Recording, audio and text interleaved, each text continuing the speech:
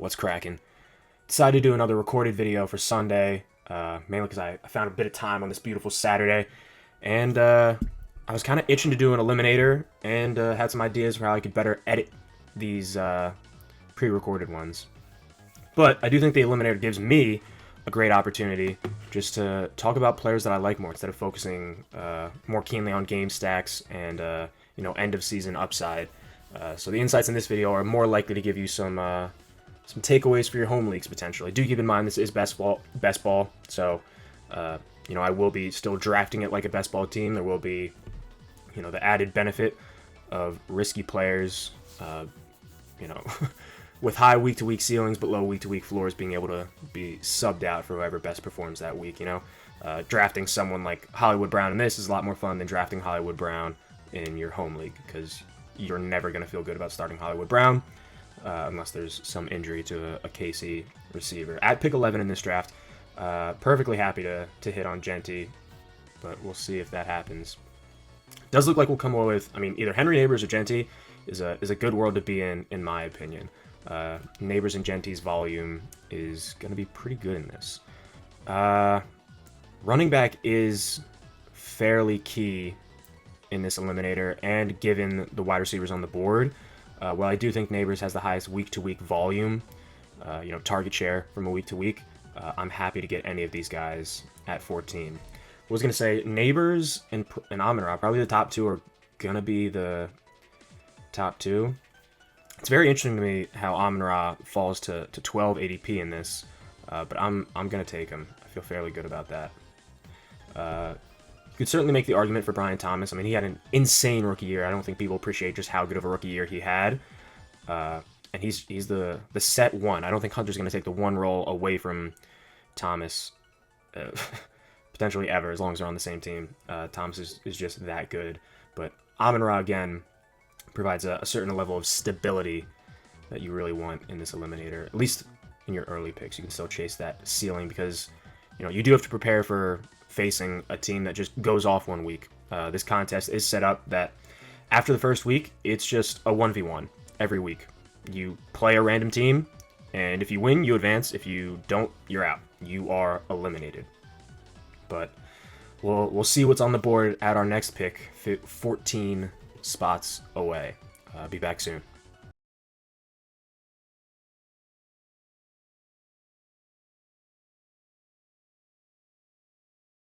All right, so we did just see Jaden and Terry go off the board. They were kind of a combo I was considering if both of them were on the board, trying to hit both of them, get a little bit of just weekly ceiling based off that stack. And given Washington's defense, I think they're going to be a fairly, gotta go offense. We're on 2. This is actually, I didn't even realize. I don't think we want to stack by week 8 that hard. It's a little bit scary. We'll take James Cook for now. I like him a fair bit. So yeah, this is a slight difficulty having taken Amon-Ra's Marv and JSN on week 9. I'm fine taking Mike Evans, to be fair. We just gotta hope that he is still there. If he isn't, we maybe have to go Kittle. Given the Rashee Rice situation right now, I don't think he's an exceptional pick. More than happy to take Evans, though.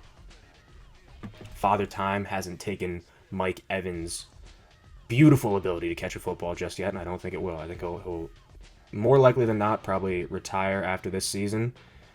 And I think he's going to put up some good numbers still. He's a hell of a player. All right, let's see how the rest of this goes, and we'll be back at the next pick.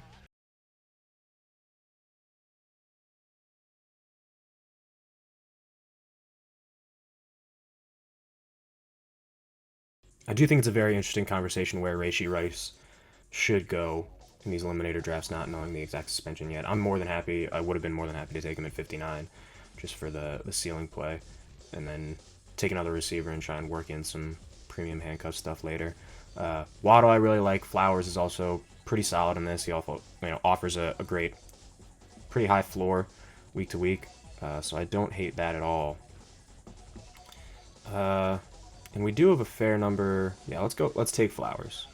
I like where our running backs are at right now. I don't want to force my hand too hard, and have a fair bit to choose from. It is an interesting question whether we would take Olave or not.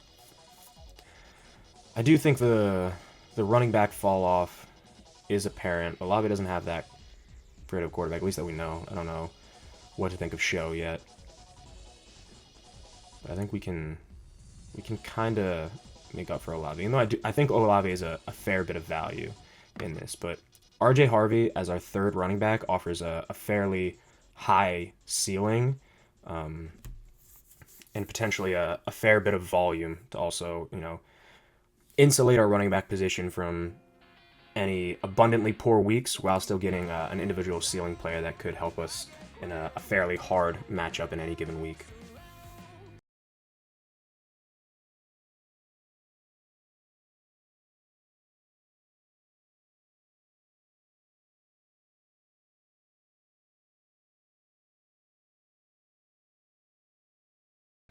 All right, 2 picks away. We do know we at least get to come away with one of these receivers that we were looking at, and it will be Shakir. Don't necessarily love it, don't hate it. More than fine with it, though. Obviously, doubling up on bye week 7 isn't great, but, I'm going to take the better player. I'm not going to worry about it too much, especially with the current board. I do think I probably lean Golden a little bit here. We just need more wide receiver depth, to be quite honest. If he isn't there, though, we will take Mason and be very set at running back, in my opinion.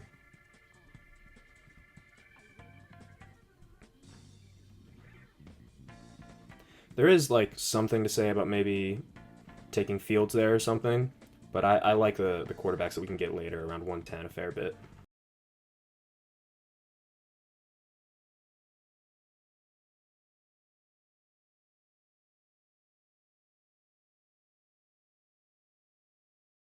At 3 picks away here, I mean, if you're going to let me get Judkins at 107, I understand the reasons why. Certainly, a situation with a lot of what the fuck's going on, we don't know, I don't know, who knows. But, I mean, if he... both Addison and Rashee Rice didn't get suspended until this year with their off-the-field shit from last year. So if you are going to let me get Judkins when I'm already this set at running back and just take all of the ceiling, I'm gonna do that. Yeah, thank you. Even if he does get suspended 3-4 games, how much further is he gonna drop than 107? Genuinely.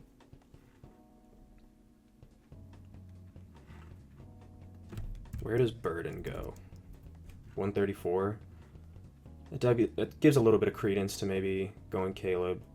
The only thing I worry about with Detroit is less so Goff and more so, the defense being better, them not necessarily having to do shootouts. But I think getting a stack off of Amon-Ra is fine, and it doesn't out-leverage us, right? We can still get a quarterback, likely the next one, diversify a little bit more, and we just get that tiny jump in ceiling for those potentially difficult weeks.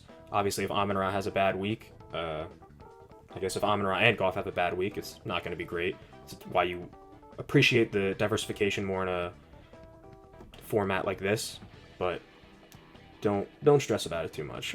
Would be my ultimate thing. If you like Goff, you can take him after having taken Amon-Ra.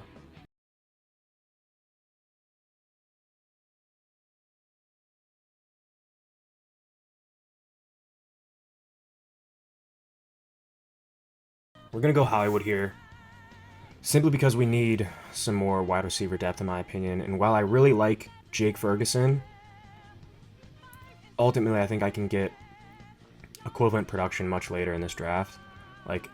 I'm a big fan of Ferguson, especially in a format where you have to start a tight end every week. My tight end isn't auto-started based off performance. But in this, I can take 3 tight ends later and kind of yield a similar outcome. And then Tua is going to be the next pick here, just because we really want to get some stability at quarterback. And then I'll likely take Rodgers or Show later.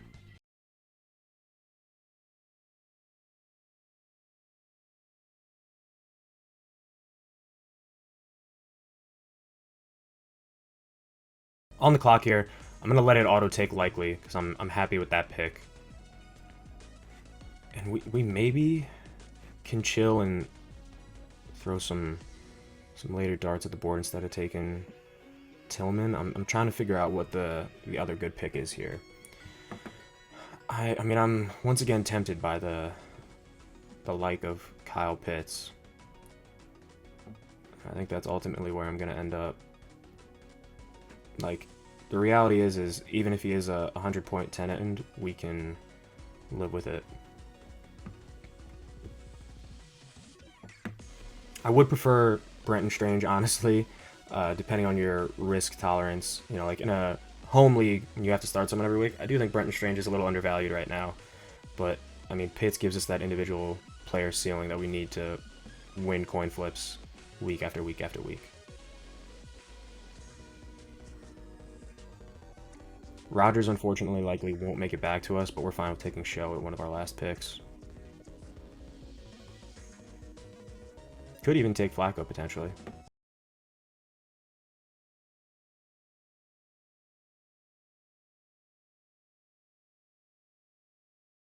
Pretty happy to get Rodgers here. Close out quarterback, and I think, again, another undervalued player. Not going to throw the ball nearly as much as he did last year with the Jets, but from like a third QB efficiency standpoint, I think it's fairly good, and we can work into some of these pit players with our final 3 picks. We probably do have to just reach on Calvin Austin here. I think my plan, more likely than not, yeah, especially with Braylon Allen now off the board, going to go Calvin Austin, Freiermuth, Ollie Gordon, and that'll likely be the end of it.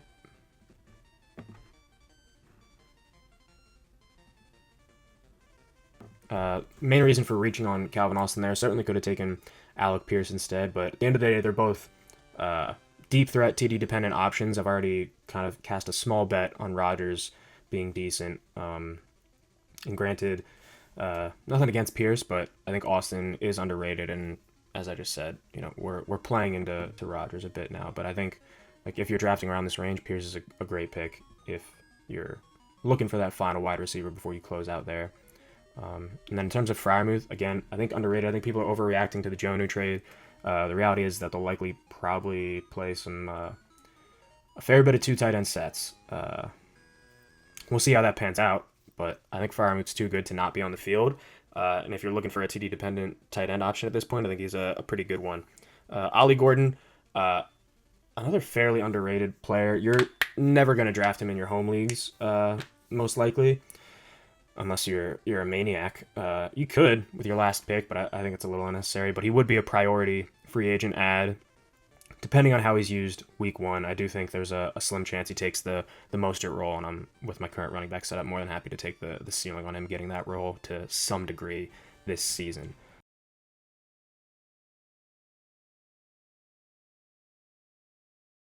All right, gents, let's close it out with these 2 picks right here. We'll get you on your way on your beautiful Sunday. Hope you get some rest, some relaxation. As we look over this draft in its entirety, I mean, if you're in your home league, if you can get Genty at the back half of the first, jump for joy over that. The O-line is a little bit scary, but I mean, I'm a Genty fan, just straight up. So partially could be clouding my judgment. And then Amon-Ra in the second round, I'm gonna jump all over that any day of the week. In this format, James Cook brings a lot of stability, which is really nice. Buffalo's a very run-first offense, and James Cook is taking on a fair amount of work in that run-first offense. So yeah, he's great. Mike Evans is Mike Evans. I don't think I need to explain too much there. Zay Flowers has a fair bit of target share every week. Still can blow up whenever the Ravens enter into like one of those shootout games. So he's a fine wide receiver 3 in this format. RJ Harvey has a ton of individual ceiling mixed with like an assumed amount of volume that he'll hopefully get. He is a very risky selection, admittedly. But with that risk comes a high level of upside, which I think people tend to shy away in this format because they think, oh, it's just a 1v1. If you take all floor and the 1v1 you face in that random week happens to blow up, you're dead anyway. I think you need to take a fair mix of floor and ceiling in this contest to really hit the right setup to really succeed. And Harvey offers that ceiling through an individual player rather than a team stack or anything like that. Simply because if he does get the workload that you hope he does, Not only is he going to have the ground game, he'll have a lot of receiving work, which in half PPR, is diminished slightly than a PPR format, but it's still insane to have. The more volume, the better. Khalil Shakir just diversifies us a little bit more into that Buffalo offense. Buffalo should be a high-scoring team. While they are run-heavy, Shakir is shown to be a very valuable asset in the passing game. Again, better in a PPR format, but that doesn't mean that his occasional TD-dependent upside can't hit in this lineup and give us some great value. And when you talk about TD-dependent upside, I mean, you're looking right at Matthew Golden. A burner, deep threat that hopefully Jordan Love can find early and often for us and kind of beat some ADP out here. Certainly a pick that I like less outside of best ball. I think it's going to be hard to know when you should start Matthew Golden this year, but I think there will be some value in best ball for it. Quinshon Judkins, buying into the dip. I mean, that's essentially it. Even if he does get suspended 3-4 games, I don't think he's going to slip that much farther down than 107. And on the slight chance that he doesn't get suspended until next year, you just had the craziest ADP value in the entire draft, and your running back room is completely set now. Jared Goff, just a minor stack with Amon-Ra. I do think people underrate, you can diversify off Detroit after taking Amon-Ra, but it's a minor stack between Goff and Amon-Ra. Is that similar thing where you're getting some of that ceiling without losing a preposterous amount of floor through a Detroit double or triple that you'd be doing in BBM. Hollywood Brown, just another high ceiling, very variable TD dependent asset, but great one to have as we keep diversifying our wide receiver room. Tua, a great quarterback. I mean, obviously you have the injury concerns and stuff like that, but when Tua's healthy, he's fantastic, and he might be able to save us on some weeks where Goff maybe has an off game. Isaiah Likely, just another TD-dependent tight end option, but as we intended, I want to do 3 tight ends in this, just to kind of diversify that TD dependence since we didn't hit one of the top tight ends. And Likely has shown the ability to massively blow up. Could be the thing that separates us or saves us in any given week. Kyle Pitts, again, has some crazy ceiling, and hopefully with Penix at the helm, we see a little bit of a resurgence back to that rookie season. Kyle Pitts has been the bane of many fantasy managers' existence, but I am unfortunately still being drawn to him like the One Ring. And then we get Rodgers. Really love that. Getting 3 quarterbacks really raises your weekly floor, which I think is super important in this contest. And it allowed me to do a little mini stack with Pittsburgh towards the end of this draft, which I think, again, that gives us that little bit of ceiling while still being very diversified in this entire team. And both Calvin Austin and Pat Freiermuth, I think, can offer a fair bit of upside week to week, though I do expect their season-long performance to be more capped. And then finally, Ollie Gordon, we were just talking about how he might take the Mostert role, and that's a bet I'm willing to take with how my running back room is currently set up. So that's the Elim.